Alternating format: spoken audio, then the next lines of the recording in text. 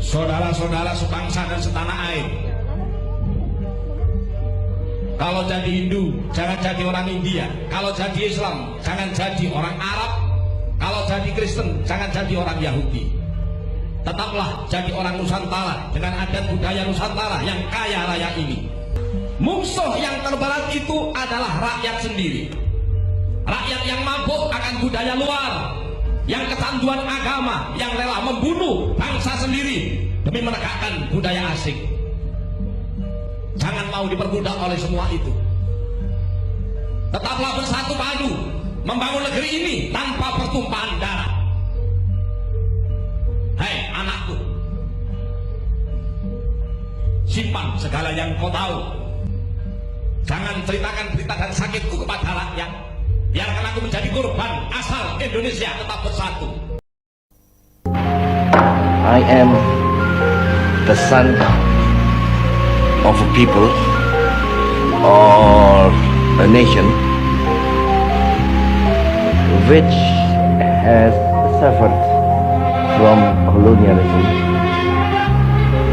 for 3 centuries and a half. 10, 9, 8, 7, 6, 5, 4, 3, 2, 1. Baru-baru ini ada isu di media sosial yang lagi viral. Belasan remaja muslimah yang tergabung dalam pasukan pengibar bendera pusaka diduga terpaksa melepas jilbab.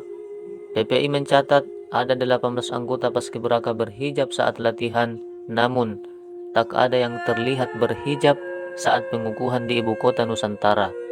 Kabar itu langsung menuai reaksi publik. Saat ini paskibraka sudah tidak lagi berada di bawah naungan Kementerian Pemuda dan Olahraga, tetapi jadi Badan Pembinaan Ideologi Pancasila (BPIP). Sejumlah pun pihak menduga ada larangan dari BPIP agar para anggota paskibraka tersebut melepas jilbab saat bertugas.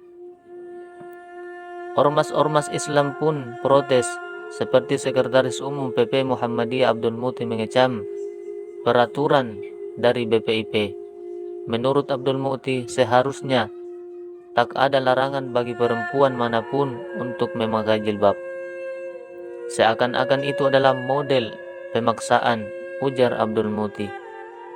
Begitu juga dengan Ketua Pengurus Besar Nahdlatul Ulama, Gus Pahrur, juga meminta agar aturan yang mengharuskan putri anggota paskibraka melepas jilbab harus dikoreksi karena tak relevan.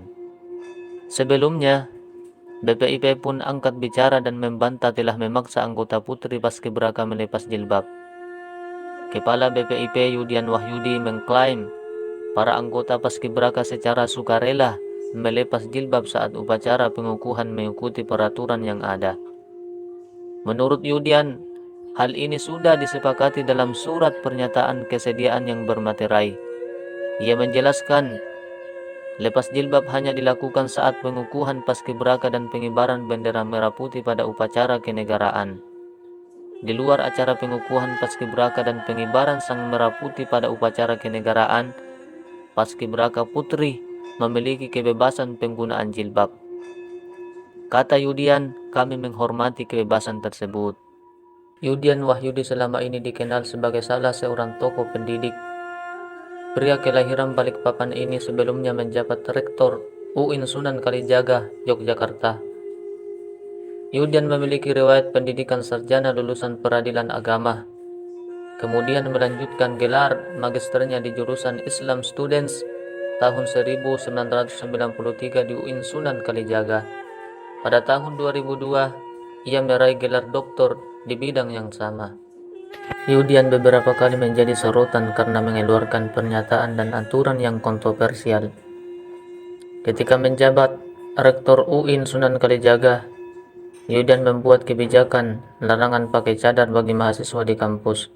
Lalu, pada tahun 2020, Yudian pernah menyampaikan pernyataan yang membenturkan agama dengan Pancasila.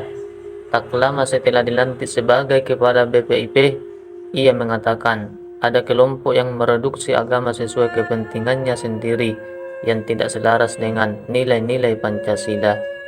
Beberapa laporan dari daerah, para orang tua sangat terkejut mendengar berita seperti ini.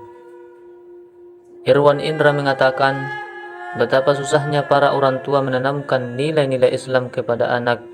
Kemudian, dengan gampangnya BPIP mengeluarkan kebijakan hal yang seperti itu.